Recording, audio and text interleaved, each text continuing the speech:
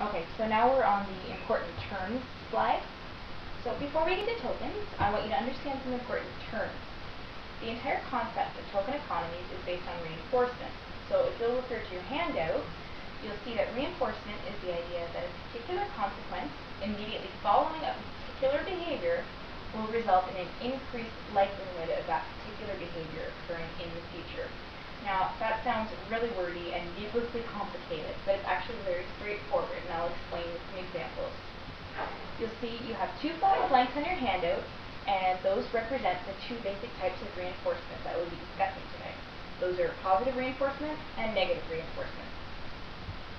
So you can think of positive reinforcement as getting good consequences for good behavior, and that makes you more likely to engage in that behavior again.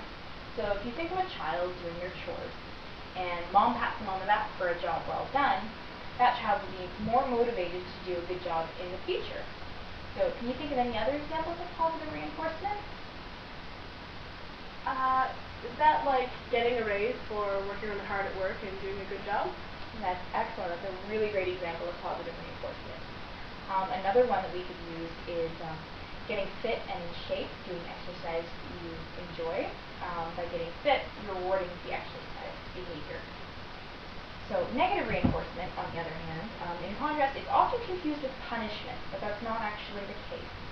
It's actually the removal of something that results in a behavior increasing. So that also sounds really confusing, but it's very straightforward.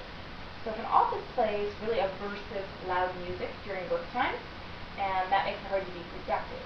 So if you were to remove the aversive music, it'll result in increased worker productivity and increased product, so that thereby negatively reinforces the working behavior. So does that make sense? Mm-hmm.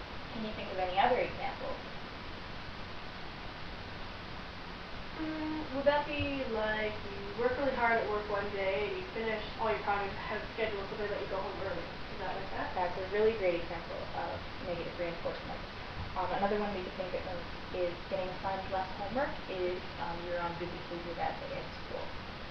Okay, you think you understand? Mm-hmm. Awesome. So, do you think you can fill out the blanks down on your handout as to which is positive and which is negative?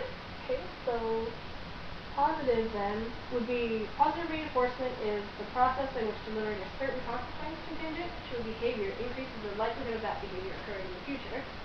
And then negative reinforcement is the process by which removing a certain aversive consequence contingent to a behavior increases the likelihood of that behavior occurring in the future.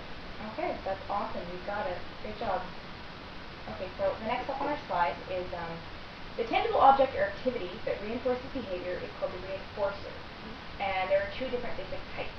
So primary reinforcers are elemental needs for food, water, sensation, social interaction, essentially the basic human needs for life.